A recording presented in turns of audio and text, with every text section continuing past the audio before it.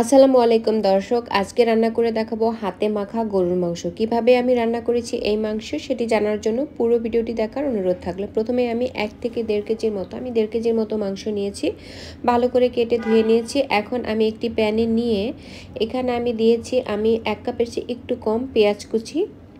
একে একে আমি সবগুলো মশলাও এখানে অ্যাড করে দিব। আমি একসাথে সবগুলো দিয়েছি। এখানে আমি অ্যাড করেছি লবণ, তারপরে তেজপাতা, এলাচ, দারুচিনি, লবঙ্গ দিয়ে আমি একটি মশলা তৈরি করেছি, সেটি ব্যবহার করেছি। হলুদ গুঁড়ো আরও দিয়েছি, হলুদ গুঁড়ো, লাল মরিচের গুঁড়ো, ধনিয়ার গুঁড়ো আর জিরার গুঁড়ো। আর আমি এখানে একটু একটু করে বাটা মশলা ব্যবহার করেছি। আমি অল্প একটু পেঁয়াজ বাটাও ব্যবহার করেছি, দিয়েছি রসুন বাটা আর আদা বাটা। এখন পরিমাণ মতো তেল দিয়ে তারপরে মাংসটাকে কিন্তু মশলার সাথে বেশ ভালো করে হাতে মেখে নিতে হবে। মাখা শেষ হয়ে গেলে এখানে আমি 4-5টার মতো আস্ত কাঁচামরিচ অ্যাড করে দিয়ে তারপরে জাল করে নিব, মাংসটাকে কষিয়ে নিব।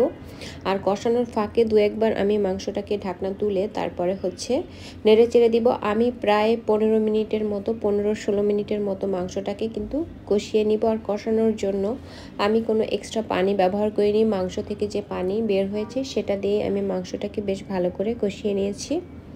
আর যত ভালো করে কষানো হবে এই মাংসের স্বাদ কিন্তু ততটাই বেড়ে যাবে। আর মাংসটা কিন্তু পুরো সময় আমি ঢেকে কষিয়ে নিয়েছি।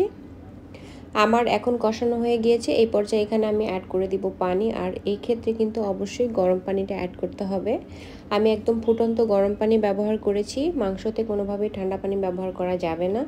এখন পানির সাথে ভালো করে নেড়েচেড়ে মিশিয়ে দিয়ে মাংসটাকে রান্না করে নিব বেশ কিছুটা সময়। যখন ঝোল কিছুটা কমে আসবে ওই পর্যায়ে আমি 2টি আলু এখানে অ্যাড করে দিব। আমি এভাবে কেটে নিয়েছি আলুগুলো দিয়ে তারপরে আমি মাংসটাকে ঢেকে দিব যাতে করে আলুটা বেশ ভালো করে সেদ্ধ হয়ে যায়। তো আমার মাংসটা সেদ্ধ হয়ে গিয়েছে, আমি কিছু পেঁয়াজ বেরেস্তা ছিটিয়ে দিয়েছি। এখন মাংসটাকে পরিবেশন করে নেব। আমার আজকের সহজ রেসিপিটি ভালো লাগলে আমার পেজটি ফলো দিয়ে রাখবেন, সেই সঙ্গে